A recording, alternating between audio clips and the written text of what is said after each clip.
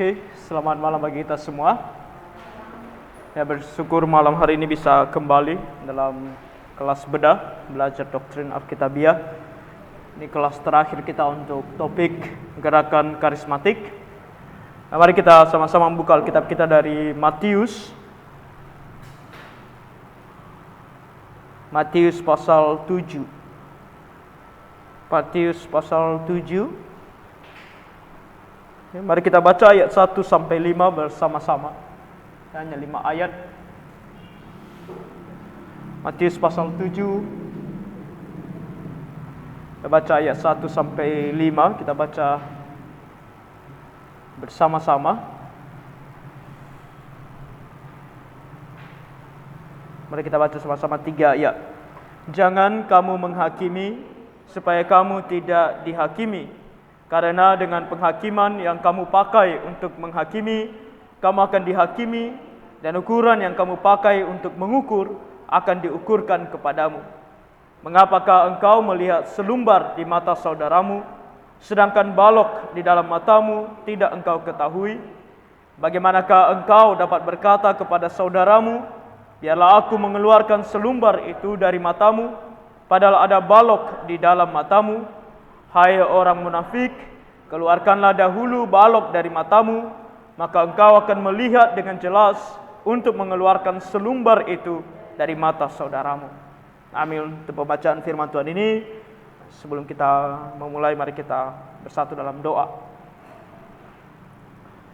Tuhan Bapa kami yang bertata di dalam kerajaan sorga, kami sangat bersyukur dan berterima kasih kepadamu Tuhan, karena Engkau baik di dalam hidup kami, memberikan kami kembali kesempatan untuk belajar firman-Mu, bahkan di rumah-Mu yang kudus ini, maupun teman-teman yang bisa mengikutinya melalui online. Tuhan, kami bersyukur dan kami memohon akan kemurahan-Mu, kiranya Roh Kudus-Mu bekerja dalam hati dan pikiran kami, mampukan kami Tuhan untuk mengerti akan firman-Mu, agar kami Tuhan tidak diombang-ambingkan oleh rupa-rupa kebenaran yang ada dalam dunia, melainkan kami boleh mengenal firman-Mu, kebenaran-Mu, berpegang teguh kepada kebenaran-Mu, dan mempertahankan kebenaran-Mu yang telah Engkau sampaikan kepada kami di dalam Alkitab. Kasihan dan tolong kami Tuhan, Engkau ampuni kami kiranya juga dari segala dosa dan pelanggaran kami, agar kami Tuhan dapat layak di hadapan-Mu bahkan untuk mempelajari kebenaran-Mu. Kami memohon agar Roh Kudus-Mu bekerja dalam hati dan pikiran kami semua. Dalam nama Tuhan Yesus, kami berdoa dan mengucap syukur. Amin. Nah, kita masuk ke dalam pelajaran terakhir dari topik kita mengenai gerakan karismatik. Nah, masih banyak hal sebenarnya yang perlu kita, atau mungkin kita bisa pelajari dari apa itu gerakan karismatik. Tapi saya rasa sudah cukup mengenai dasar-dasar yang sangat penting untuk kita ketahui, agar ketika kita melihat apa yang terjadi dalam gereja-gereja karismatik, itu tidak membuat lagi kita bertanya, melainkan kita tahu jawabannya apa, dan juga membuat kita tidak terpengaruh, tidak merasa bahwa apa yang mereka lakukan di sana baik dan bisa kita bawa ke dalam gereja kita.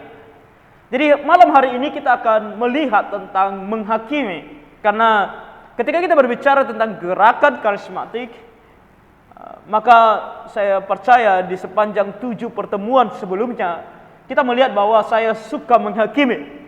Menghakimi apa yang dilakukan oleh atau diajarkan atau dipraktikkan oleh gereja karismatik sebagai salah. Apakah ini sesuatu roh yang baik, roh yang benar? Sekarang orang suka menggunakan kata itu, roh pemecah mungkin.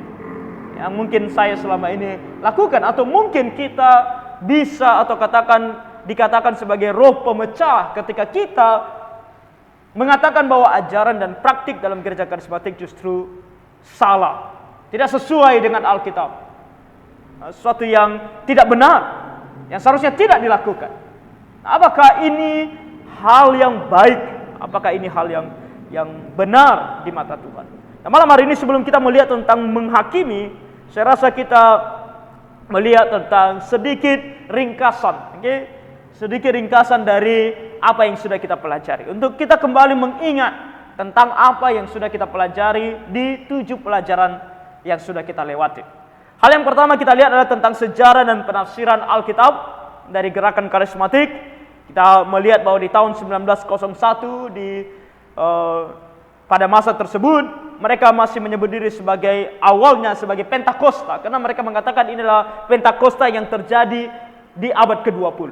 Jadi bukan hanya di Kisah Para Rasul tapi kembali terjadi di 1901, dan klaim mereka bahwa Agnes Osman, murid dari Charles Fox Parham, ketika sudah mendapatkan atau sudah disentuh kepalanya oleh Parham, menjadi bisa berbahasa roh. Mereka mengklaim itu bahasa Mandarin, namun tidak ada yang bisa memastikan dan tidak ada bukti sama sekali bahwa itu bahasa Mandarin.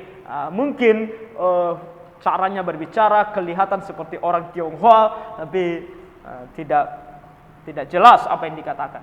Dan sama halnya saya baru saja melihat kemarin di sosial media ada yang men-share bahwa dia bilang pertama kalinya aku melihat atau mendengar orang berbahasa roh yang asli, dia katakan.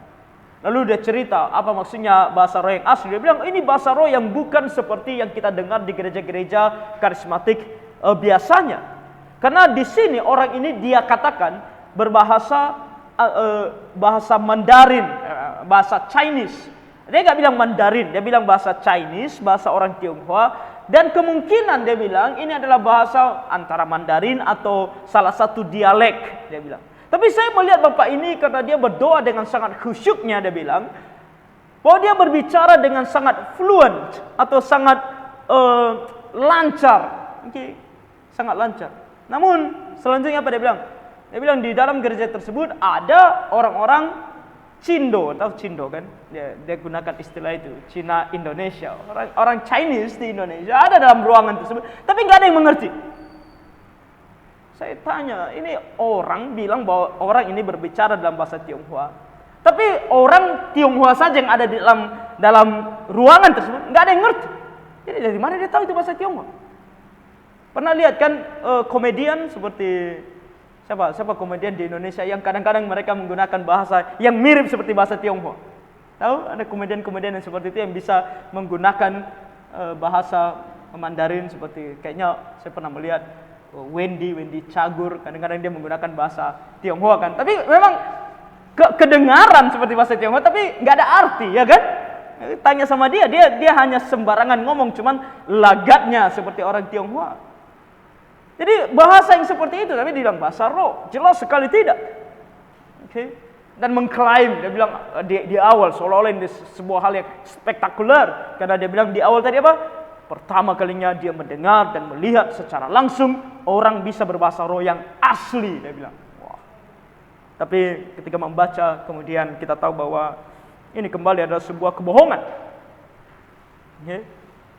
Lalu dari Pentakosta mereka kemudian pecah menjadi karismatik, muncullah gerakan karismatik di tahun 1950 sampai 1960, dan itu karena di gereja Pentakosta sendiri atau dalam gerakan Pentakosta sendiri merasa bahwa tidak semua orang bisa berbahasa roh.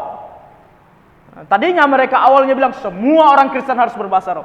Lalu pengalaman kembali kan, karena pengalaman menyatakan bahwa tidak semua, maka mereka bilang tidak semua. Tapi orang karismatik bilang, kelompok ini bilang bahwa enggak, semua. Kalau kamu menyebut dirimu Kristen, maka kamu bisa berbahasa roh. Kalau kamu tidak bisa sekarang, kamu bisa nanti. Kamu akan dibantu untuk kamu bisa. Kamu harus bisa. Dan mereka menggunakan cara-cara untuk mengajarkan orang bagaimana berbahasa roh. Lalu dasar dari ajaran mereka adalah pengalaman. Saya kutip di sini kembali Gordon L. Anderson yang mengatakan pengalaman bersama Allah memberikan sebuah dasar bagi iman mereka. Apapun kata Alkitab, kalau tidak dialami tidak terlalu penting. Tapi kalau aku alami, walaupun itu tidak sesuai dengan Alkitab, pengalamanku, aku alami, aku rasakan. Jadi itu benar. Ini pengalaman menjadi dasar daripada iman mereka. Hal yang kedua kita pelajari di pertemuan yang kedua tentang Roh Kudus dan pekerjaannya, bagaimana gerakan karismatik memandang kepada atau mengajarkan juga tentang mengenai Roh Kudus, apa yang dilakukan oleh Roh Kudus di dalam kehidupan orang Kristen. Nah, dalam hal ini kita juga melihat tentang kesalahan mereka dalam memahami baptisan Roh Kudus dan pemenuhan oleh Roh Kudus. Mereka mengatakan bahwa baptisan Roh Kudus artinya di mana Roh Kudus akan memberikan kamu kemampuan bahkan berbahasa roh. Dan itu kita lihat dalam firman Tuhan tidak tepat. Lalu kita juga melihat poin yang kedua mengenai tidak paham hubungan antara Kisah Para Rasul 1 ayat 8 dengan pasal 2, pasal 8 dan pasal 10, yaitu tentang penginjilan, bahwa bahasa roh adalah tanda untuk membuka Injil. Di pasal 1 ayat 8 dikatakan oleh Tuhan bahwa mereka akan pergi mengabarkan Injil di Yerusalem, Yudea, Samaria dan seluruh dunia. Dan itu berlaku kemudian di pasal 2 ketika di Pentakosta di Yerusalem, dan itu termasuk di Yudea. Lalu di pasal 8 kepada orang Samaria, dan di pasal 10 kepada seluruh dunia. Perwakilannya adalah Cornelius, orang yang berada di luar daripada Israel. Dan itu semua menunjukkan bahwa inilah tahapan akan Injil dan ditandai dengan mereka berbahasa. Lalu jelas tentang ajaran mengenai slain by the Spirit yang disentuh oleh Roh Kudus atau ditampar oleh Roh Kudus, tersungkur oleh Roh Kudus, adalah ajaran yang tidak alkitabiah. Dan kita melihat dalam Alkitab, justru dalam Alkitab, catatan Alkitab mengenai orang yang tersungkur oleh Roh Kudus, khususnya tersungkur ke belakang, mundur, adalah orang-orang yang sedang dihukum, bukan sedang diberkati. Lalu mengenai bahasa roh, kita pelajari di pelajaran yang ketiga, dan kita melihat bahwa arti kata glosa yang digunakan dalam Alkitab itu bukan semata-mata harus diterjemahkan sebagai bahasa roh. Itu adalah cara penterjemahan, karena kata glosa sendiri berarti lidah, yang juga digunakan untuk mengatakan bahwa ini adalah sebuah bahasa, tapi tidak sama sekali menggunakan kata roh. Tidak glosa ditambah pneuma, tidak, hanya glosa saja, artinya bahasa. Jadi karena ada kata roh dalam bahasa Indonesia mungkin, atau mungkin juga dalam bahasa Inggris ada tongue, spirit mungkin, lalu mereka bilang bahwa itu adalah bahasa roh yang tidak ada orang mengerti, dan jelas sekali tidak sesuai dengan penggunaan kata ini sendiri.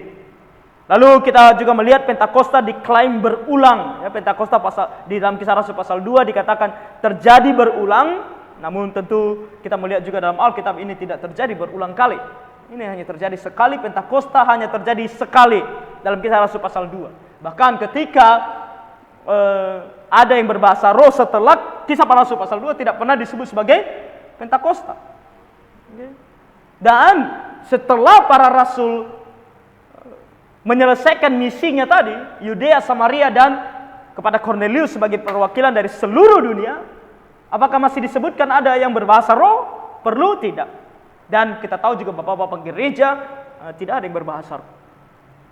Jadi klaim yang sepihak yang tidak sesuai dengan kitab suci. Lalu bahasa roh untuk doa atau renungan pribadi, dan ini juga kembali tidak sesuai dengan firman Tuhan. Dalam 1 Korintus 12 kita tahu bahwa kegunaan atau fungsi dari bahasa roh, termasuk bahasa roh dari karunia-karunia lain, termasuk bahasa roh adalah untuk pertumbuhan jemaat, untuk orang lain, bukan untuk diri sendiri. Dan tentu juga dalam praktiknya dengan kata-kata yang tidak dimengerti, yang tidak sesuai kembali dengan ajaran kitab suci. Dalam Kisah Para Rasul pasal 2 jelas bahwa kata-kata yang digunakan dalam bahasa roh adalah kata-kata yang dimengerti, bahasa dari negara lain yang bisa dipahami. Lalu tidak percaya bahwa bahasa roh telah berhenti seperti dikatakan dalam 1 Korintus 13, dikatakan di sana bahwa bahasa roh akan berhenti dengan sendirinya karena tugas dan fungsinya telah selesai.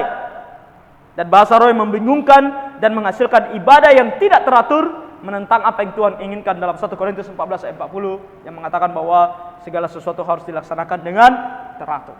Kita lihat dalam gereja-gereja karismatik ketika mulai berbahasa roh, semua orang tidak tahu lagi mau ngapain di situ. Tidak ada keteraturan. Lalu pasal 4 kita melihat tanda-tanda dan mujizat-mujizat.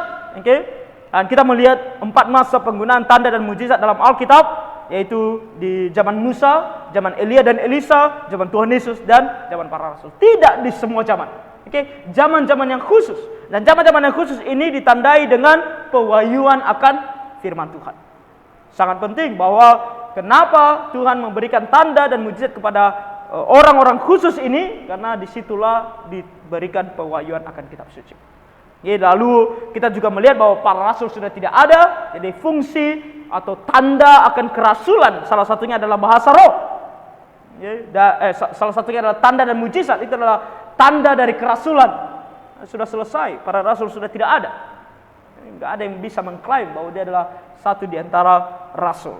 Dan tanda dan mujizat tidak berguna bagi penginjilan dan keselamatan manusia. Dari situ juga kita tahu hikmat Tuhan mengatakan kepada kita bahwa tidak perlu ada tanda dan mujizat zaman sekarang, karena tidak ada gunanya. Orang tidak akan selamat oleh karena tanda dan mujizat. Yang kelima, kita melihat tentang nubuatan, penglihatan dan mimpi. Kita mempelajari tentang siapa itu nabi, yaitu hamba Tuhan untuk pewahyuan firman yang belum dituliskan. Nah, ini penting untuk kita tahu bahwa nabi diutus Tuhan untuk memberitakan secara langsung firman-Nya. Firman-Nya yang datang langsung daripada Dia. Tentu pelayanan nabi juga telah selesai. Kita melihat itu dalam 1 Korintus 13 ayat 10, nubuatan berhenti kata firman Tuhan ketika yang sempurna telah tiba, dan sempurna di sana tertuju kepada Alkitab. Dan itu juga sejalan dengan apa yang dikatakan oleh Rasul Yohanes dalam Wahyu 22 ayat 18 sampai 19, yaitu tidak boleh ditambahkan, tidak boleh dikurangi. Sudah selesai. Untuk apa lagi nubuatan? Untuk apa lagi mimpi diberikan? Yang sekarang adalah yang perlu adalah khotbah, pengajaran akan kitab suci. Karena apa yang sudah ditulis dalam kitab Kejadian sampai Wahyu cukup, kata Rasul Yohanes, untuk memberikan kita keselamatan. Tidak ada lagi gunanya pewahyuan yang baru. Lalu tentu pengertian yang salah mengenai Yoel 2, namun jelas telah tergenapi dalam Kisah Rasul pasal 2. Dan kelima, para nabi zaman modern membawa ajaran-ajaran yang tidak alkitabiah. Justru kita melihat, banyak orang di zaman modern yang mengklaim dirinya sebagai nabi, justru dari buahnya, dari pengajarannya kita melihat bahwa mereka tidak mengajarkan kebenaran firman Tuhan, justru bahkan bertentangan dengan Alkitab sendiri. Lalu yang keenam, di pelajaran keenam kita mempelajari tentang kuasa dan pengusiran setan. Kita melihat bahwa pengusiran setan zaman sekarang, bahkan di dalam gereja karismatik, tidak menggunakan kuasa Tuhan Yesus. Karena kalau kuasa Tuhan Yesus terjadinya secara instan dan penuh kuasa. Tapi mereka tidak instan dan seolah-olah tidak berkuasa. Hantunya main-main dengan mereka. Justru merusak nama Tuhan. Orang Kristen tidak dapat kerasukan setan. Orang Kristen tidak dapat kerasukan setan. Jadi jangan mau ditipu oleh begitu banyak pendeta sekarang pergi kepada jemaat-jemaatnya dan mengusir setan dari jemaat-jemaatnya. Berarti jemaat-jemaatmu semua bukan orang Kristen. Orang kerasukan setan hanya dapat ditolong dengan Injil. Hanya Injil yang bisa menolong orang yang kerasukan setan. Tidak semua penyakit jasmani disebabkan oleh kerasukan setan. Jangan percaya dengan klaim-klaim dari gereja-gereja karismatik, pendeta-pendeta karismatik yang mengatakan bahwa sakit penyakit dalam tubuhmu pasti gara-gara setan. Mari kita adakan pelayanan pelepasan dari sakit atau roh yang membuat sakit kepala, roh yang membuat sakit sakit jantung, roh yang membuat sakit mata, semuanya ada roh. Masing-masing itu ada roh. Jadi kalau pengobatan tradisional kan kadang-kadang dibuat di seluruh tubuh kita bagian-bagian tertentu, titik-titik tertentu. Mereka juga bilang di bagian-bagian seluruh tubuh kita bisa masuk roh dan membuat di sana sakit. Jadi kita adakan pelepasan. Ini semua adalah ajaran yang tidak sesuai dengan kitab suci. Lalu kita juga melihat bahwa membentak iblis ditentang oleh firman Tuhan. Jangan. Nah, bahkan firman Tuhan memberikan kita satu warning, yaitu jangan melakukan hal-hal ini karena kamu tidak tahu betul apa itu yang dinamakan dunia roh. Itu adalah hikmat. Jadi dengarkan, jangan kamu seperti contoh dalam Kisah Para Rasul tentang anak-anak Skewa yang mereka ketika mau mengusir setan, justru si setan bilang sama mereka, Paulus kami kenal, Yesus kami kenal, siapa kamu? Justru mereka dihajar oleh si setan sendiri. Lalu terakhir, di pelajaran terakhir minggu lalu kita mempelajari tentang ibadah karismatik. Kita mempelajari tentang ibadah Kristen yang benar harus dilakukan dalam roh dan kebenaran, dan dengan cara yang hormat dan takut pada Tuhan. 4 hal ini perlu kita selalu ingat. Ketika kita melakukan ibadah, kita lakukan dalam roh, artinya kita dipenuhi oleh Roh Kudus, artinya orang-orang yang sudah percaya kepada Tuhan Yesus, dan dalam kebenaran, artinya sesuai dengan kitab suci. Lalu ketika kita melakukannya, kita harus melakukan dengan cara yang hormat dan takut. Baik itu berdiri, baik itu duduk, atau apapun yang mau kita katakan, kita mau lakukan dalam ibadah, harus menunjukkan rasa hormat dan takut. Oke? Lalu kita juga melihat dalam Roma 12 ayat 1-2 bahwa ibadah tidak boleh menjadi serupa dengan dunia. Jadi kalau ibadah dalam gereja kembali melihat, bertolak daripada apa yang ada dalam dunia, apa yang ada dalam dunia itu yang dibawa kepada gereja, dan itu dunia yang menjadi contoh sekarang daripada gereja yang menjadi contoh, maka itu jelas adalah ibadah yang tidak berkenan di hadapan Tuhan. Oke. Lalu kita juga melihat bahwa penggunaan alat-alat musik yang tidak memberikan rasa hormat dan takut, melainkan entertainment, hiburan, dan mengarah kepada keduniawian serta kedagingan. Oke, musik-musik seperti drum, gitar listrik yang hanya membangkitkan jiwa-jiwa duniawi yang terdapat di dalam diri setiap orang. Lagu dan musik kontemporer yang tidak alkitabiah, bukan hanya liriknya tidak alkitabiah, tapi juga genre lagunya pop, jazz, rock, apalagi rap, hip hop. Baca saja sejarah-sejarah daripada musik ini, dan tujuan-tujuan daripada musik-musik ini kita tahu bahwa sangat-sangat bertentangan dengan karakter Tuhan. Okay. Dalam ibadah, Tuhan adalah pusatnya, bukan kita. Ibadah zaman sekarang lebih berpusat kepada manusia daripada Tuhan. Dan musik-musiknya sangat-sangat bertolak belakang dengan karakter Tuhan, yaitu kudus, suci, teratur. Mereka menggunakan musik-musik yang membangkang dan bahkan tergolong sensual. Okay. Lalu gestur tubuh yang tidak sesuai dengan Alkitab, melambaikan tangan di atas, klaim-klaim mereka dari kitab suci kita sudah lihat bahwa tidak sesuai dengan apa kata kitab suci sendiri, bertepuk tangan seolah-olah kita sedang berada dalam sebuah perang atau kontestasi atau bahkan konser. Okay. Tidak menunjukkan rasa hormat dan takut kepada Tuhan. Okay, 10 hal yang menjadi tolak ukur, kita lihat itu terakhir minggu lalu mengenai lagu dan musik yang tidak alkitabiah, lebih kepada memuaskan kedagingan, lagu dan musik yang memanipulasi perasaan, bukan hanya lagu dan musiknya, tapi juga ruang ibadah dan pencahayaan yang memanipulasi perasaan. Semuanya dibuat sedemikian rupa sehingga orang terhanyut di dalam yang mereka sebut sebagai penyembahan. Padahal bukan sungguh-sungguh dari hati, tapi karena orang-orang yang sangat profesional dalam membuat orang-orang terhanyut dalam perasaan mereka.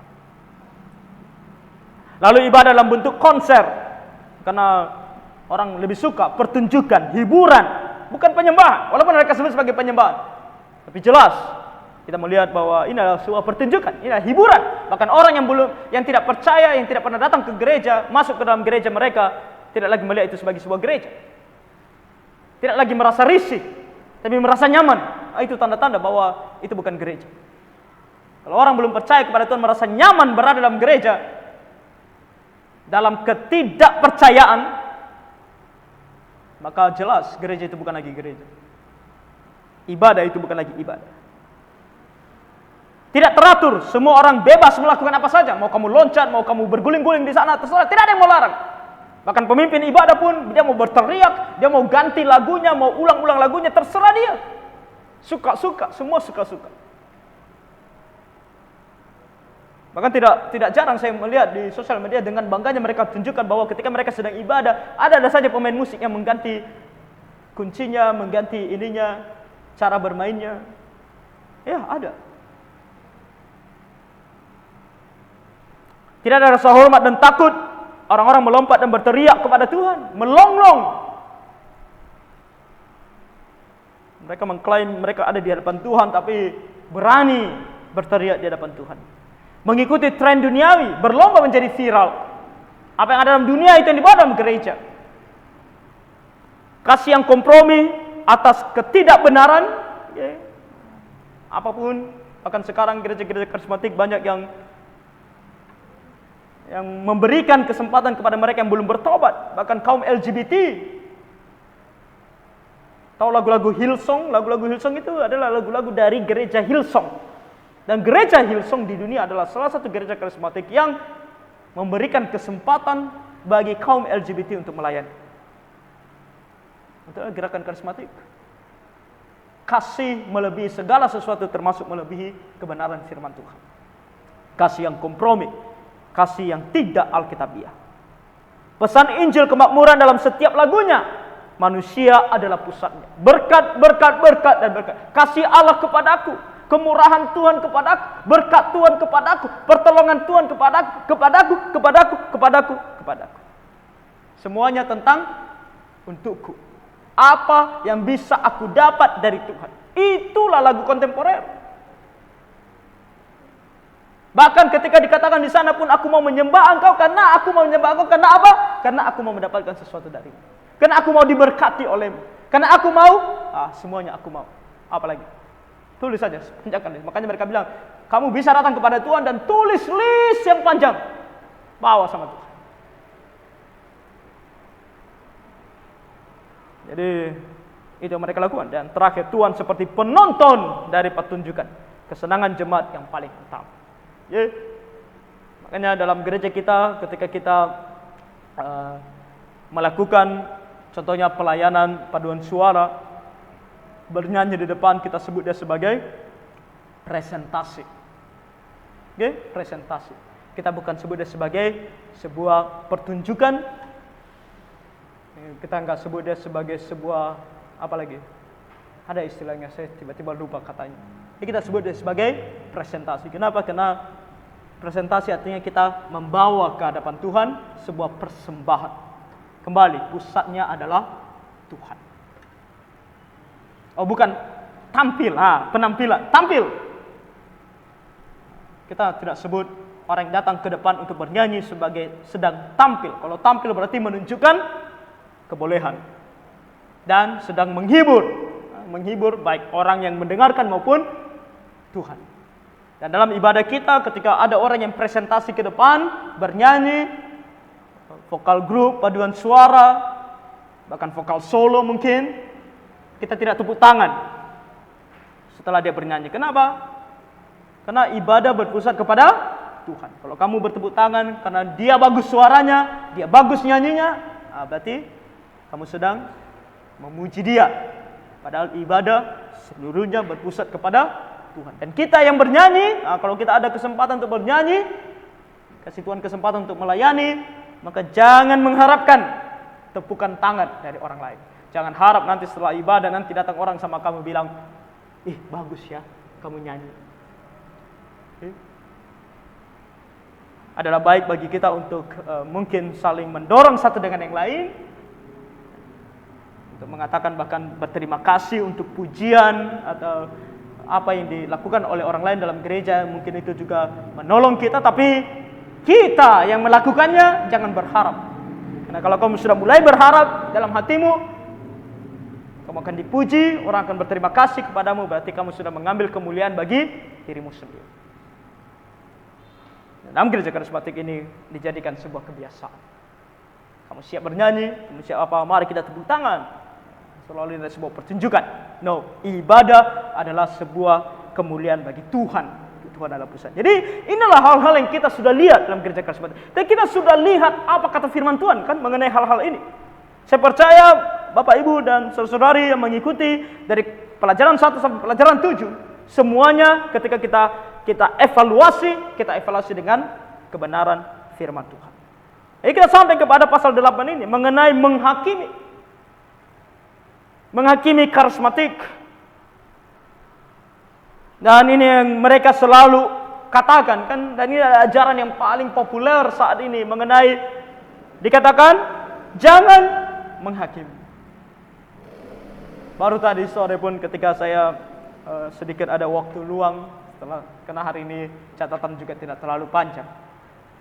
Lalu Jerak sedang main-main di depan rumah, lalu saya sambil cek-cek lihat-lihat apa yang ada di sosial media, dan ada satu pendeta dengan bangganya mengatakan bahwa kita tidak perlu membela Injil. Dia bilang, Injil tidak perlu dibela.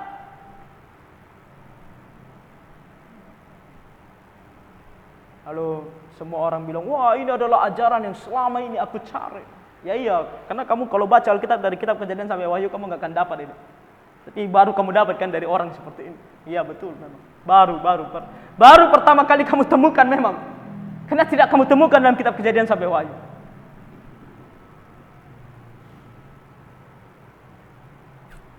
Lalu ada juga yang mengatakan, pendeta dengan bangganya mengatakan, kita jangan saling menghakimi. Wah, semua juga orang bilang amin, amin. Senang mereka karena jangan menghakimi. Oh, ini baru pendeta ini tidak menghakimi. Jangan menghakimi. Nah, apakah benar klaim seperti ini? Tadi kita baca kan Matius pasal 7 ayat 1. Tuhan Yesus berkata, jangan kamu menghakimi supaya kamu tidak dihakimi. Nah, hal yang perlu kita pahami adalah, pertama sekali ketika kita mengatakan jangan kamu menghakimi, jangan potong kata-kata Tuhan. Oke? Karena Tuhan di sini bukan hanya berkata jangan kamu menghakimi, tapi Tuhan katakan supaya kamu tidak dihakimi. Orang yang tidak menghakimi atau tidak harusnya menghakimi adalah orang yang tidak mau dihakimi. Oke? Jadi orang-orang itu yang suka berteriak jangan menghakimi, itu artinya mereka tidak suka dihakimi. Karena Tuhan bilang, jangan kamu menghakimi supaya kamu tidak dihakimi. Tapi apakah salah 100% untuk menghakimi? Dengan kata-kata Tuhan di sini? Tentu tidak. Kalau kita melihat di ayat 5 dari pasal yang sama tadi kita sudah baca juga. Hai orang munafik, keluarkanlah dahulu balok dari matamu, maka engkau akan melihat dengan jelas untuk mengeluarkan selumbar itu dari mata saudaramu. Nah, Tuhan Yesus memberikan teladan kepada kita bahwa dia pun menghakimi. Dia bilang apa? Hai orang munafik. Ini adalah sebuah penghakiman. Dia tunjuk mereka dan dia bilang kalian adalah orang munafik. Lalu kita bilang, oh iya kan karena dia Tuhan. Tuhan boleh menghakimi. Kita manusia tidak boleh menghakimi. Apakah itu juga yang Tuhan maksudkan di sini? Oh, tentu tidak. Karena kalau di sini dikatakan jangan menghakimi supaya kamu tidak dihakimi, orang yang tidak boleh menghakimi di sini adalah orang yang munafik.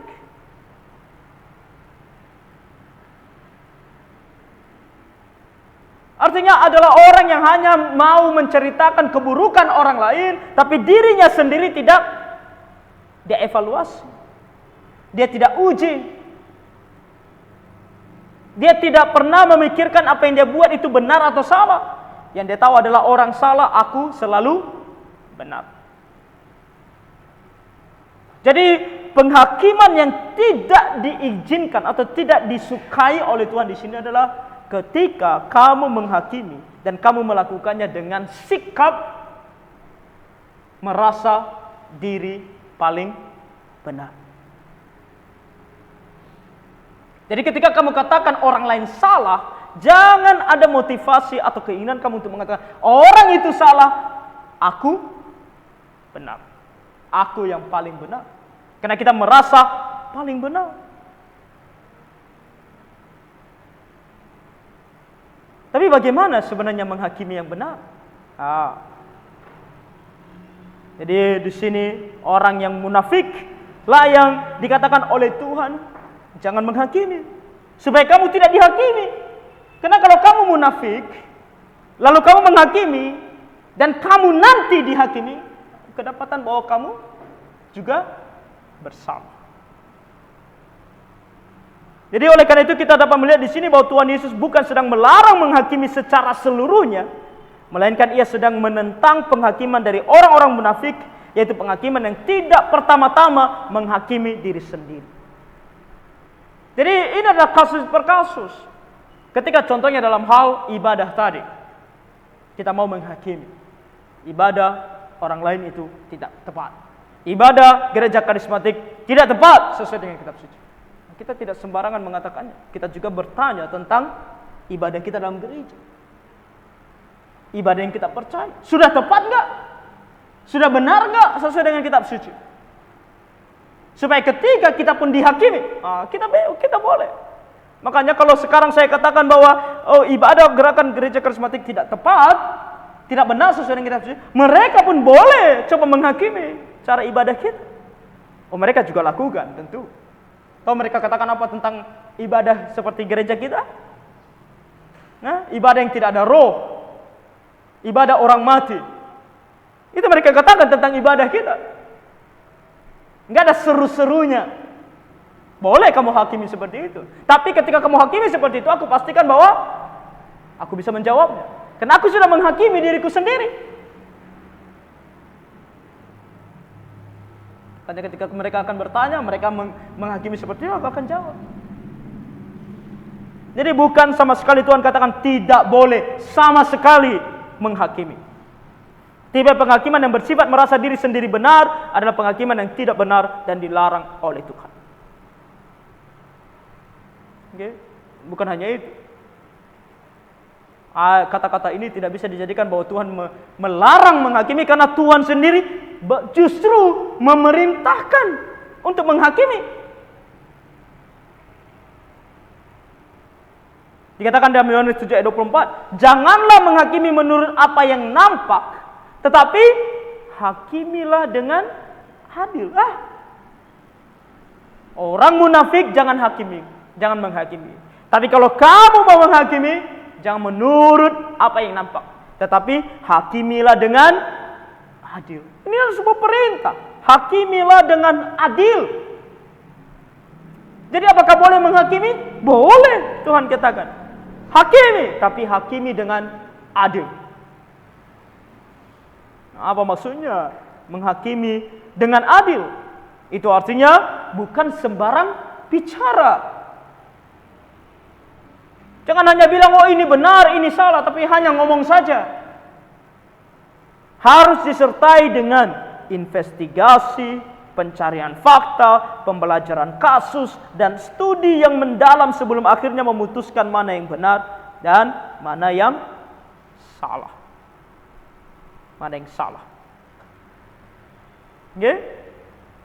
Jadi harus dipelajari betul-betul, dievaluasi betul-betul, dibandingkan betul-betul apa yang kita lihat, apa yang kita dengar, kita baca dengan apa yang dikatakan oleh kitab suci. Kita perhatikan, makanya dari pasal 1 sampai pasal 7 tadi kita lihat rangkumannya saja. Jadi bagi yang mau tahu detailnya bisa lihat kembali di YouTube, kita ada. Di sana setiap hal kita uji, kita cari tahu, kita lihat apa kata ayat Alkitab, kita lihat konteksnya, benar atau tidak benar. Bukan hanya sembarangan kita bilang ini tidak benar, itu benar. Jadi boleh menghakimi. Kalau tidak boleh menghakimi, bahaya kita dalam dunia ini. Dari sisi sekuler saja, orang di luar gereja saja paham betul bahwa penghakiman adalah sesuatu yang sangat penting. Kalau nggak ada penghakiman dalam dunia ini, apa yang akan terjadi dengan dunia? Apa yang akan terjadi? Makanya dalam dunia paham betul, penghakiman itu penting, tapi penghakiman harus ada dasar hukumnya. Jadi kita ketika juga menghakimi ada dasar hukumnya. Apa dasar hukum kita? Alkitab. Ini adalah dasar hukumnya, bukan perasaan. Kalau perasaan berarti dalam dunia sekuler saja perasaan tidak bisa dijadikan tolak ukur. Hukum. Udah dengar putusan MK? Ada yang mengikuti? Kita bukan mau bicara politik, oke? Kalau kita mau bicara politik, kita akan bilang benar salah. Putusan MK, setuju atau tidak setuju, itu urusan politik. Tapi saya sebagai hamba Tuhan hanya melihat dari jauh.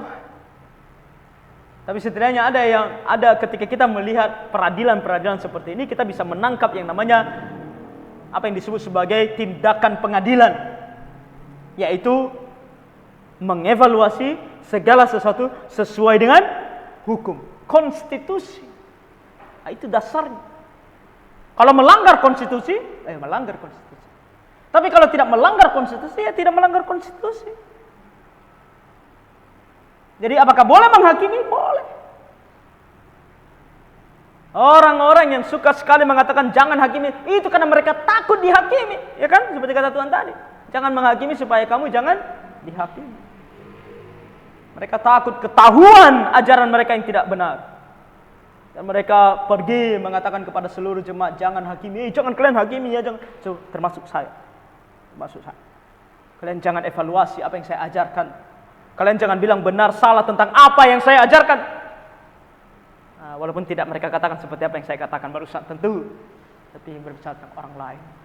Kasih, ayo kita harus lebih mengasihi, jangan suka menghakimi, supaya jangan kelihatan mana yang benar, mana yang salah. Hati-hati dengan hamba-hamba Tuhan yang seperti ini, mengaku hamba Tuhan tapi tidak mau dihakimi. Oke, hati-hati. Karena menghakimi juga adalah tindakan yang sangat penting dalam gereja. Gereja harus melakukan tugas yang satu ini, yaitu menghakimi.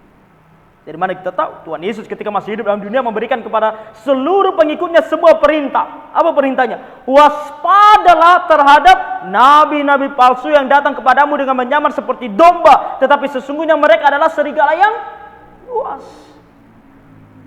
Nah pertanyaannya, dari mana kita tahu? Kalau Tuhan Yesus katakan kepada kita waspada terhadap nabi-nabi palsu yang datang kepada kita seperti serigala berbulu domba. Dari mana kita tahu mana serigala berbulu domba? Dari mana? Kalau kita tidak menghakimi.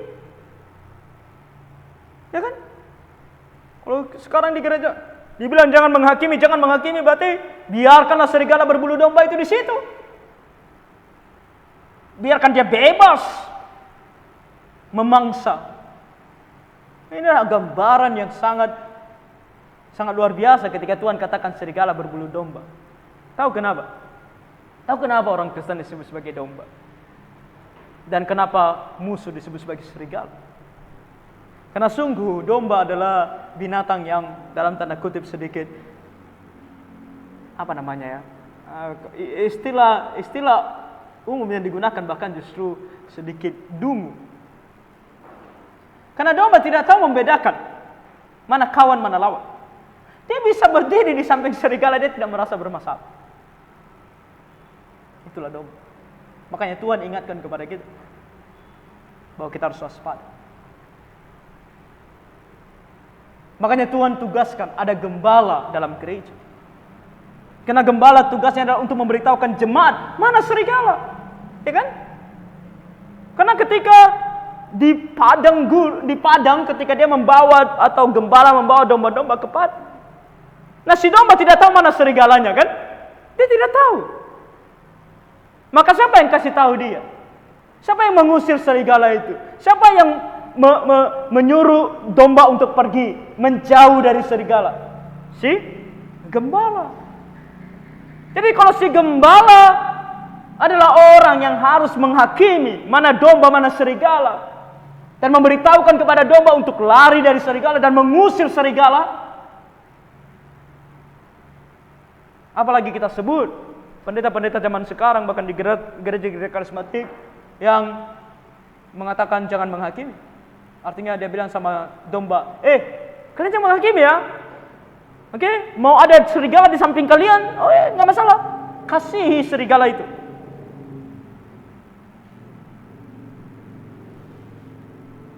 Saya khawatir dia adalah serigala, supaya dia juga dikasihi.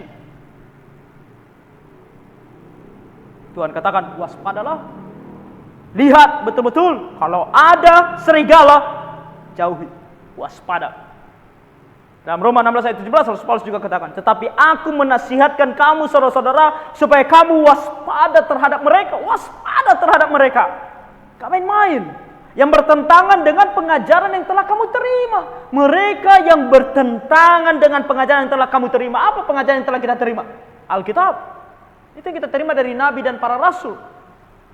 Yang menimbulkan perpecahan dan godaan. Sebab itu hindarilah mereka. Bukan hanya waspada terhadap mereka, tapi juga hindari mereka. Makanya kita kasih tahu Ada orang yang bilang sama saya, Pak, kenapa Bapak khotbah lalu ceritakan tentang ajaran yang tidak sesuai dengan kitab suci, lalu sebut nama orangnya. Kenapa harus sebut nama orangnya? Nah, ada yang merasa tidak senang. Ada yang merasa bahwa sebut saja ajarannya, tak perlu sebut nama orangnya. Tuhan katakan kepada kita, hindarilah mereka. Bagaimana cara mau menghindari mereka kalau kamu tidak tahu siapa orangnya? Saya sudah sebutkan begitu banyak. Salah satunya contohnya PS, pastor atau pendeta Philip Mantova yang mengajarkan bahasa roh yang tidak sesuai dengan kitab suci. Saya sudah sebutkan.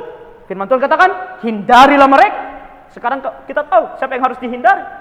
Kalau saya tidak sebutkan namanya, tahu kita siapa yang harus dihindari? Ini bukan kemauan saya. Saya dipanggil oleh Tuhan untuk melakukan apa yang Tuhan kehendaki. Dan yang Tuhan perintahkan kepada saya dalam firman-Nya adalah untuk menghindari mereka. Dan sebagai seorang hamba Tuhan, bukan hanya saya yang perlu saya pedulikan. Bukan hanya saya yang perlu menghindari mereka. Tapi karena saya hamba Tuhan, saya memimpin jemaat, maka jemaat juga harus saya kasih tahu siapa yang harus dihindari. Firman Tuhan katakan, karena mereka mengajarkan pengajaran yang bertentangan dengan pengajaran yang telah kamu terima. Nah, bagaimana kita tahu ajaran mereka bertentangan dengan ajaran yang kita terima kalau kita tidak hakimi? Orang Kristen buka mata lebar-lebar. Jangan hanya terima apa kata orang-orang yang menyebut dirinya hamba Tuhan. Mengatakan kepada kamu jangan hakimi, sementara firman Tuhan dengan jelas katakan hakimi. 1 Yohanes 4 ayat 1 juga katakan, saudara-saudaraku yang kekasih, janganlah percaya akan setiap roh. Ini lebih-lebih lagi.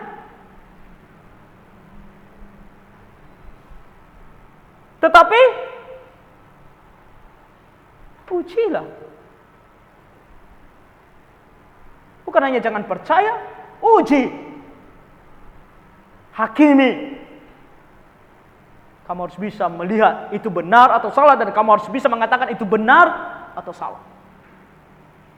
Ujilah roh-roh itu apakah mereka berasal dari Allah, sebab banyak nabi-nabi palsu yang telah muncul dan pergi ke seluruh dunia.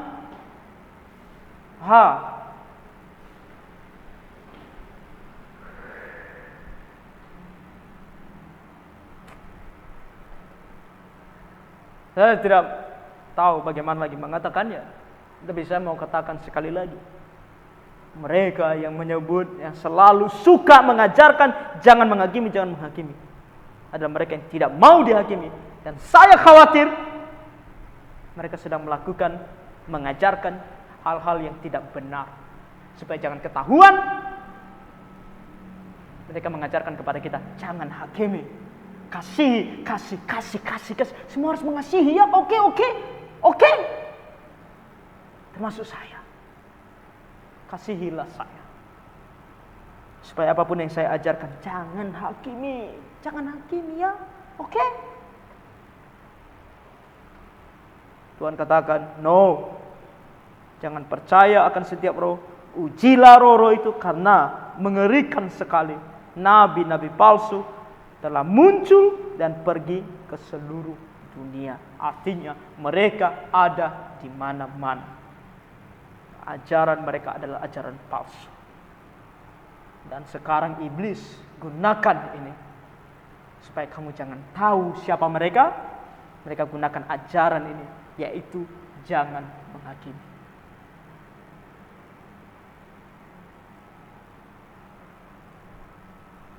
Oleh karena itu dalam menghakimi gerakan karismatik sama seperti jika kita menghakimi gerakan lainnya dalam kekristenan, apapun dalam kekristenan, bukan hanya gerakan karismatik, oikumene, injili baru.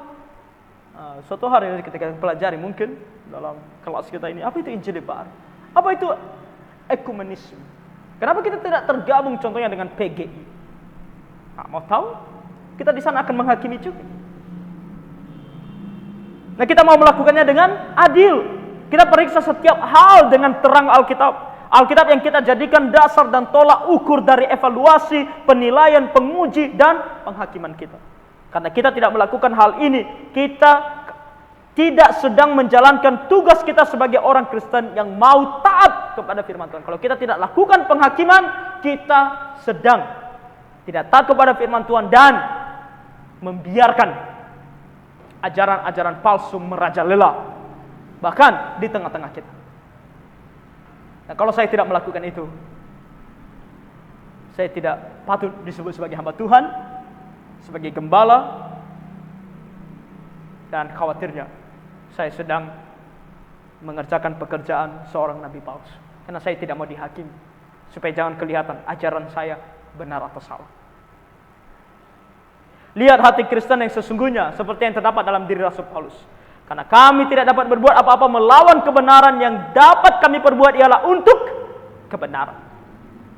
Mau apapun kata dunia tentang jangan menghakimi, firman Tuhan katakan hakimi, maka kami tidak bisa berbuat apa-apa kecuali menaati firman Tuhan, yaitu menghakimi.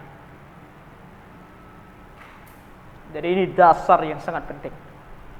Dasar yang sangat penting. Ajaran jangan menghakimi adalah ajaran palsu. Seharusnya tidak ada dalam kekristenan. Tuhan mengajarkan kepada kita untuk menghakimi. Orang yang tidak mau menghakimi, orang yang jangan menghakimi adalah orang yang tidak mau dihakimi. Dan kalau kita harus menghakimi, maka kita harus melakukannya dengan adil, dengan sesuai dengan firman Tuhan. Oke? Ambil waktu 5 menit untuk istirahat sebentar. Yang mau ke toilet silakan ke toilet. Kita sambung nanti, ada sedikit lagi mungkin yang akan kita perhatikan. Oke, 5 menit. Mari kita beristirahat. Yang mau ke toilet silakan ke toilet.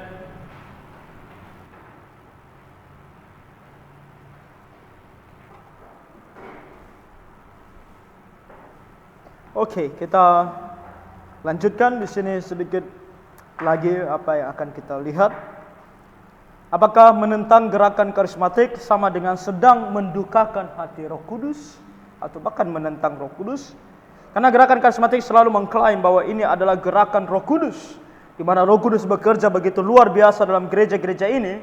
Oleh karena itu ketakutan menentang mereka terdapat dari pihak kita orang Kristen. Itu sebuah ketakutan jangan-jangan kita sedang menentang Roh Kudus sendiri, ya kan? Karena mereka mengklaim bahwa itu adalah pekerjaan Roh Kudus, lalu kita bilang bukan. Lalu kita ini sedang menentang Roh Kudus. Hal ini tentu saja tidak benar. Sebab Roh Kudus adalah roh yang akan bekerja dan mengajarkan hal-hal yang sesuai dengan kitab suci. Roh Kudus tidak mungkin menentang kitab suci sendiri.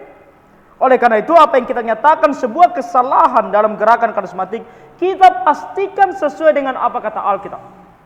Kita sedang menentang kesalahan-kesalahan dalam gerakan karismatik dengan menggunakan kebenaran firman Tuhan. Kita tahu mereka salah karena kita melihat apa kata Alkitab. Oleh karena itu kita tidak sedang menentang Roh Kudus. Justru sebaliknya, gerakan karismatik yang mengklaim sebagai pekerjaan Roh Kudus tapi justru bertentangan dengan firman Tuhan, justru kelihatannya adalah tindakan yang menentang atau mendukakan Roh Kudus sendiri. Nah, makanya kita pastikan apa kita bilang benar atau salah itu sesuai dengan Alkitab atau tidak. Dan kalau kita tidak menentang ajaran-ajaran dan juga praktik-praktik dalam gereja karismatik, maka kita sedang setuju. Dan kalau kita mengevaluasinya dengan kitab suci, justru itulah yang menentang Roh Kudus. Karena Roh Kudus tidak melakukan hal-hal itu, lalu kita bilang itu adalah pekerjaan Roh Kudus. Itu justru yang lebih menentang atau mendukakan Roh Kudus. Dan tahu dalam Alkitab bahwa dosa menentang atau mendukakan Roh Kudus adalah dosa yang tidak diampuni. Dan ini sebenarnya lebih mengarah kepada bahkan mendukakan Roh Kudus itu bukan hanya sekedar mengajarkan hal yang salah mengenai Roh Kudus, tapi menolak dorongan Roh Kudus untuk percaya kepada Tuhan Yesus. Dan termasuk menolak dorongan Roh Kudus untuk percaya kepada firman-Nya, Injil-Nya. Okay? Nah, apakah orang-orang karismatik dapat selamat? Nah, beberapa waktu lalu saya katakan mungkin ada di antara mereka yang selamat. Kalau mereka sungguh-sungguh percaya kepada Tuhan Yesus, tapi saya percaya kalau mereka sungguh-sungguh percaya kepada Tuhan Yesus, lambat laun mereka akan melihat ketidakbenaran yang ada di sana dan mereka akan keluar dari sana. Tapi apakah orang di dalam sana bisa dikatakan dapat selamat? Kalau kamu bertahan di dalam gereja karismatik, mungkinkah kamu akan diselamatkan? Tentu hanya Tuhan yang tahu hal ini. Kita hanya bisa melihat dari apa yang Tuhan sampaikan kepada kita dalam Alkitab. Dalam Alkitab tidak ada list kan tentang orang-orang yang selamat. Lalu kita coba cari tahu mereka di gereja mana. Tapi hal yang kita tahu dalam Alkitab adalah diajarkan kepada kita mengenai Injil kemakmuran dan dasar doktrin dari pengalaman serta ajaran-ajaran yang telah kita buktikan tidak sesuai Injil yang benar dalam Alkitab, tidak terdapat keselamatan di dalamnya. Bagaimana orang bisa selamat dengan Injil kemakmuran? Tak bisa. Bagaimana kamu bisa selamat dengan praktik-praktik dan ajaran-ajaran yang tidak sesuai dengan kitab suci? Tidak bisa. Makanya bahaya betul kalau bertahan dalam gereja-gereja seperti ini. Jangan anggap remeh ketika anak-anakmu pergi ke gereja karismatik. Pergi ke sekolah-sekolah karismatik. Pergi untuk mendengar pendeta-pendeta karismatik. Karena ajaran-ajaran mereka, kita sudah evaluasi dari kitab suci, tidak sesuai dengan kitab suci. Bagaimana mungkin ada keselamatan di dalamnya? Yang saya takutkan adalah kita merasa diri orang Kristen, padahal tidak. Karena ajaran-ajaran yang demikian justru dari ajaran-ajaran dan praktik-praktik ini kita melihat keduniawian dan unsur penarik bagi orang-orang untuk lebih mencintai diri sendiri dan dunia daripada Tuhan. Berkat, dan berkat. Injil kemakmuran, mengikut Tuhan kamu kaya. Kamu tidak sakit. Semua ini untuk diri sendiri, mencintai diri sendiri dan dunia. Tuhan katakan ketika kamu mau mengikut aku, kamu menyangkal diri dan memikul salib. Tapi mereka bilang kalau kamu mau mengikut Tuhan, kamu akan diberkati oleh Tuhan. Sangat berbanding terbalik.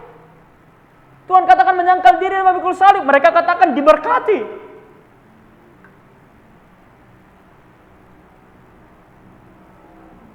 Tuhan katakan cinta akan dunia adalah permusuhan dengan Allah. Mereka katakan ketika kamu percaya kepada Tuhan, Tuhan akan kasih kamu dunia ini. Tapi itu sebenarnya adalah perkataan siapa? Iblis, ya kan? Dia bilang sama Tuhan Yesus apa? Kalau kamu sujud menyembah kepadaku, aku akan berikan kepadamu segala sesuatu yang ada dalam dunia ini. Itu perkataan iblis, bukan perkataan Tuhan. Yang memberikan segala sesuatu yang ada dalam dunia ini kepada orang, itu bukan perkataan Tuhan. Itu perkataan iblis. Karena perkataan Tuhan tentang dunia ini apa?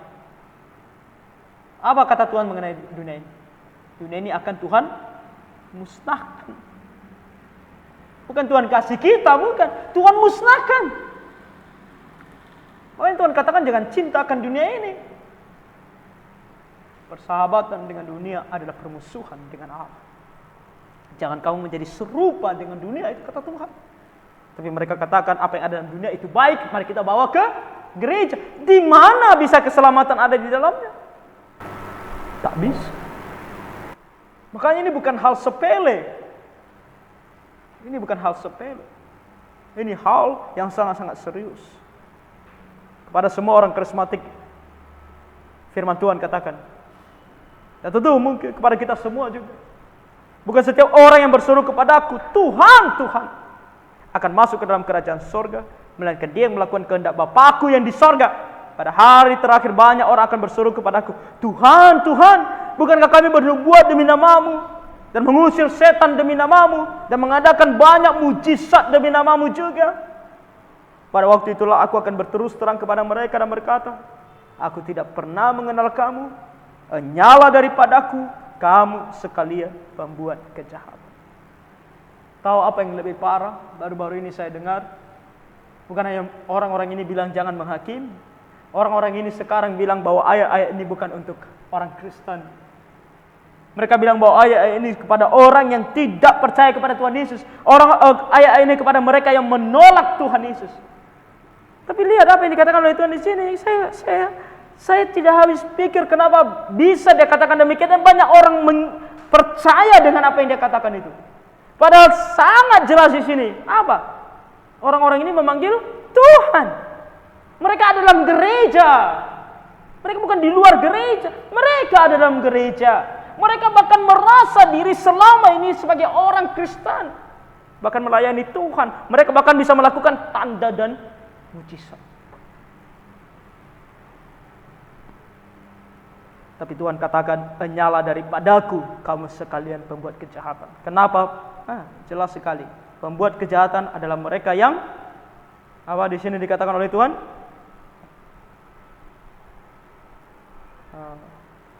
Melainkan dia yang melakukan kehendak Bapakku yang di sorga. Artinya mereka yang membuat kejahatan, pembuat kejahatan adalah mereka yang tidak melakukan kehendak Bapa di sorga. Dan apa kehendak Bapa di sorga? Dari mana kita tahu mana kehendak Bapa di sorga? Dari apa kita? Jadi kalau apa yang diajarkan dalam gereja-gereja dan dipraktikkan dalam gereja-gereja karismatik tidak sesuai dengan Alkitab, berarti mereka tidak sedang melakukan kehendak Bapa.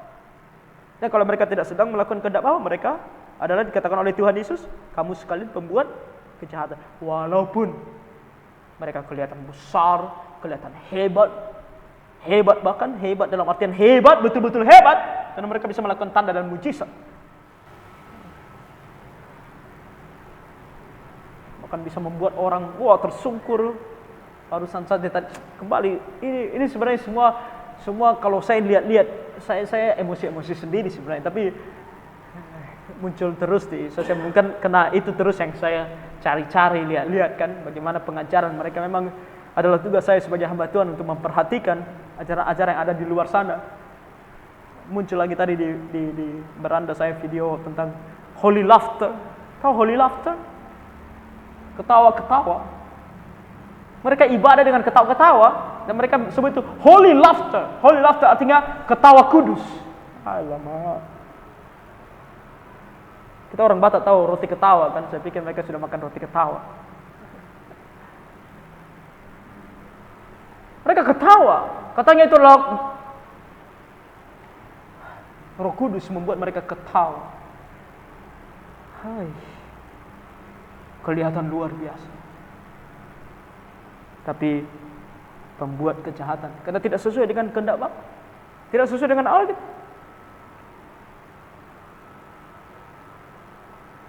Oke, jadi jangan menganggap sepele ketika ada orang yang kita kasihi bahkan berada dalam gereja karismatik. Bahaya betul. Apakah gerakan karismatik berasal dan untuk Tuhan? Gerakan karismatik jelas sekali bukan berasal dan bukan untuk Tuhan. Itu adalah yang kita percaya. Tuhan bukanlah sumber dari segala sesuatu yang tidak benar. Kita sudah evaluasi dari pelajaran 1 sampai 7.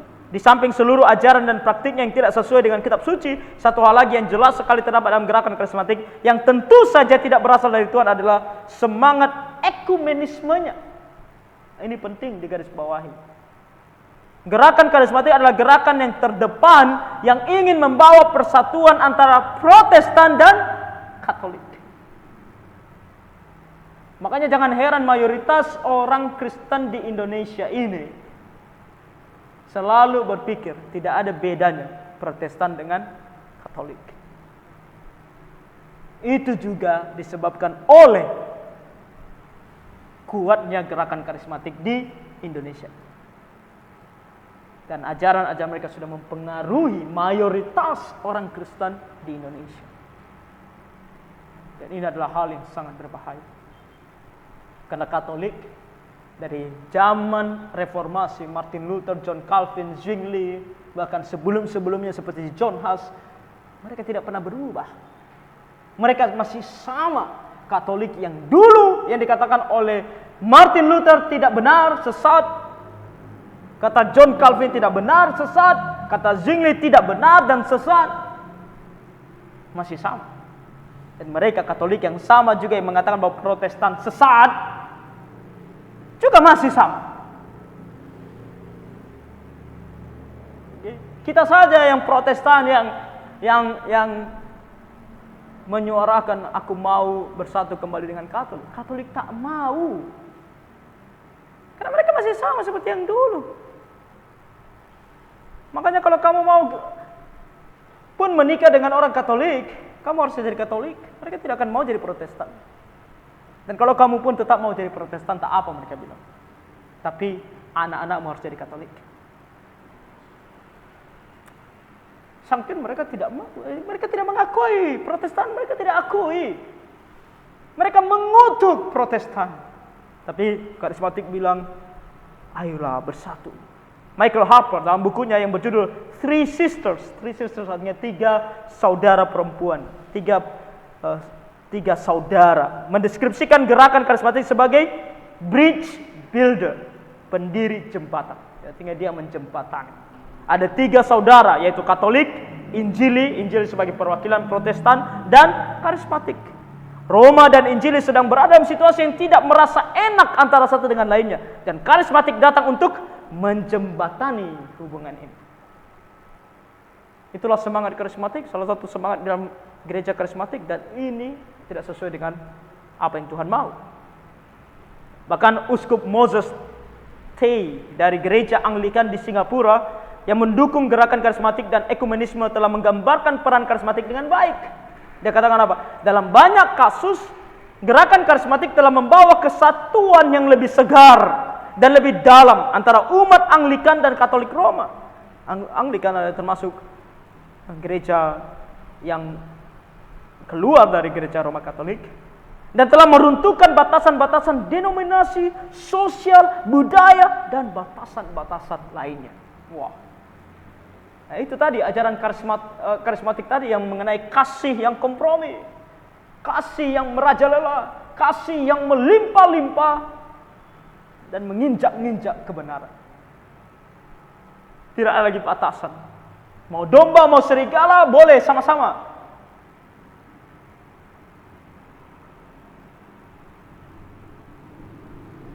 Mantan pastor Katolik Roma, Bartholomeus F. Brewer, telah mengamati dengan tepat. Gerakan karismatik digunakan di seluruh dunia oleh para pemimpin gerakan ekumenis untuk tujuan-tujuan yang patut dipertanyakan. Nah, kedua gerakan ini telah disalurkan ke dalam alur yang sama. Mengapa? Karena banyak pemimpin karismatik dan ekumenis mengklaim bahwa melalui Roh Kudus, ini tadi Roh Kudus, perbedaan-perbedaan di antara denominasi akan lenyap dan menjadi tidak berarti. Walaupun beda-beda ajaran, nggak masalah.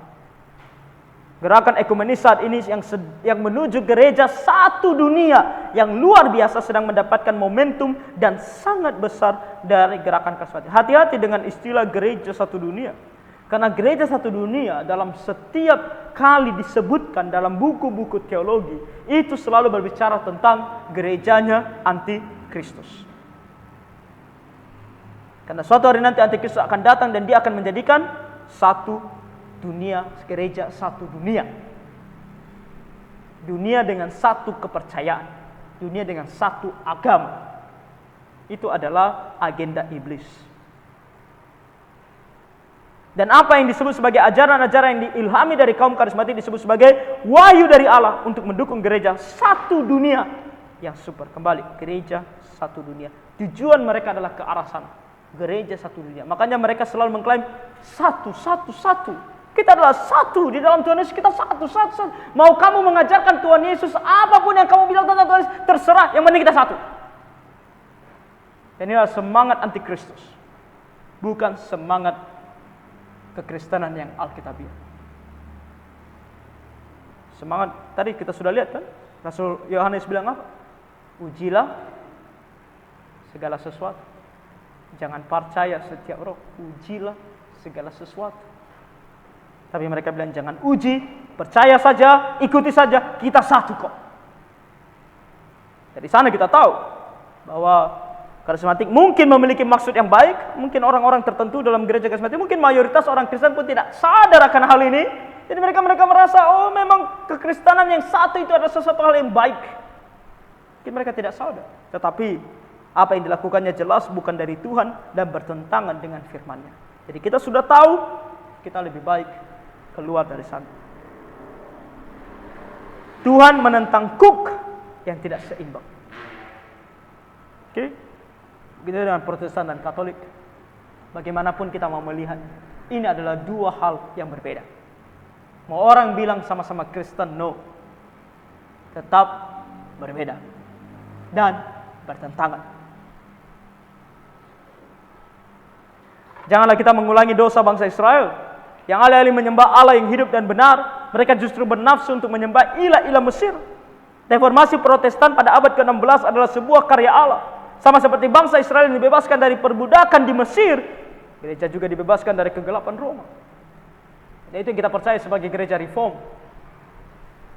Kenapa kita menyebut diri sebagai gereja reform? Alkitab Presbyterian adalah gereja reform. Kenapa? Karena kita tahu bahwa Martin Luther keluar dari Roma adalah keluar dari membebaskan diri dari kegelapan Romawi pada masa tersebut dan sampai sekarang Katolik Roma. Ajaran-ajaran tidak sesuai dengan kitab suci, yang mistik, yang menjurus kepada penyembahan yang bukan kepada Tuhan. Orang Israel di zaman dulu kala ketika keluar dari Mesir, mereka mau kembali ke Mesir. Dan itulah sebuah dosa. Kembali ke Mesir atau ke Roma sama saja dengan mengatakan kepada Allah bahwa dia telah membuat kesalahan dalam menyelamatkan umatnya. Menuduh Allah telah melakukan kesalahan adalah dosa yang sangat menyedihkan. Bangsa Israel melakukan hal itu dan mereka menderita penghakiman yang mengerikan karenanya. Marilah kita memperhatikan peringatan Alkitab ini. Sebab itu, seperti yang dikatakan Roh Kudus, pada hari ini jika kamu mendengar suaranya, janganlah keraskan hatimu seperti dalam kegeraman pada waktu pencobaan di padang gurun, di mana nenek moyangmu mencobai aku dengan jalan menguji aku. Sekalipun mereka melihat perbuatan-perbuatanku 40 tahun lamanya. Kita sudah melihat perbuatan-perbuatan Tuhan bahkan dalam gerakan reformasi. Bagaimana Tuhan bekerja dengan luar biasa untuk membebaskan kita dan membuat kita bisa sungguh-sungguh mengerti Injil dan percaya kepada Injil yang benar. Itulah sebabnya aku murka kalau kita terus mengeraskan hati dan bilang, oh Tuhan aku enggak mau. Maka Tuhan kata, itulah sebabnya aku murka kepada angkatan itu dan berkata, selalu mereka sesat hati dan mereka tidak mengenal jalanku, sehingga aku bersumpah dalam murkaku, mereka takkan masuk ke tempat perhentian. Bahaya sekali kalau kita terus menentang kebenaran firman Tuhan. Waspadalah hai saudara-saudara, supaya di antara kamu jangan terdapat seorang yang hatinya jahat dan yang tidak percaya oleh karena ia murtad dari Allah yang hidup. Tetapi nasihatilah seorang akan yang lain setiap hari selama masih dapat dikatakan hari ini. Jadi selama orang itu masih hidup, mari kita ingatkan dia. Supaya jangan ada di antara kamu yang menjadi tegar hatinya karena tipu daya dosa. Karena tipu daya ajaran-ajaran yang mengatakan jangan menghakimi. Sekarang kalau kita sudah mulai berbicara, tadi sekilas saya lihat ini saya live kan di Facebook. Sekilas saya lihat tadi ada satu orang mengatakan ini adalah gereja sesat. Menghakimi dengan tidak adil. Boleh hakimi, boleh. Tapi dia menghakimi dengan tidak adil. Dia hanya bilang ini adalah gereja sesat, tapi dia enggak kasih tahu kenapa sesat. Mungkin karena dia lihat judulnya, karena di judul gerakan karismatik menghakimi karismatik. Mungkin saudara merasa, oh ini tidak benar ini, kenapa menghakimi ini? Ini gereja tak benar ini, gereja suka menghakimi ini. Jadi tegar hatinya, mau dengar pun tak mau lagi. Mau kita buka pun Alkitab ada orang-orang ini, kita buka Alkitab, kita tunjukkan ayatnya, baca sendiri saja pun tak mau. Pendetaku paling benar. Pendetaku bilang jangan menghakimi, jangan menghakimi. Saya percaya kalau video ini didengar oleh orang-orang karismatik yang suka dengan ajaran jangan menghakimi, tetap saja. Karena ketika saya mendengar tadi orang yang mengatakan bahwa kita tidak boleh atau kita tidak perlu membela Injil, lalu saya langsung lihat di komen-komen itu kan, ada yang bilang amin, puji Tuhan ini yang baik. Lalu tangan saya kembali tidak tahan, lalu saya komen dengan saya bilang bagaimana dengan Yudas 1 ayat 8. Yudas 1 ayat 8 jelas mengatakan mempertahankan ajaran yang telah diberikan kepadamu. Mempertahankan, membela. Tapi ada saja yang tidak terima. Ayatnya sudah jelas. Mereka lebih percaya kata-kata pendeta itu daripada ayat sendiri. Tegar hatinya, makanya kita harus berdoa dan terus mengingatkan orang-orang yang kita kasihi. Jangan sampai mereka tegar hatinya karena tipu daya dosa. Karena kita telah beroleh bagian di dalam Kristus, asal saja kita teguh berpegang sampai kepada akhirnya pada keyakinan iman kita yang semula. Tapi apabila pernah dikatakan pada hari ini jika kamu mendengar suaranya, janganlah keraskan hatimu seperti dalam kegeraman. Siapakah mereka yang membangkitkan amarah Allah sekalipun mereka mendengar suaranya? Bukankah mereka semua yang keluar dari Mesir di bawah pimpinan Musa? Dan siapakah yang ia murkai 40 tahun namanya? Bukankah mereka yang berbuat dosa dan yang mayatnya bergelimpangan di padang gurun? Dan mereka semua ini adalah umat Tuhan juga. Tapi Tuhan murka. Jangan pikir kita orang Kristen lalu kita bebas.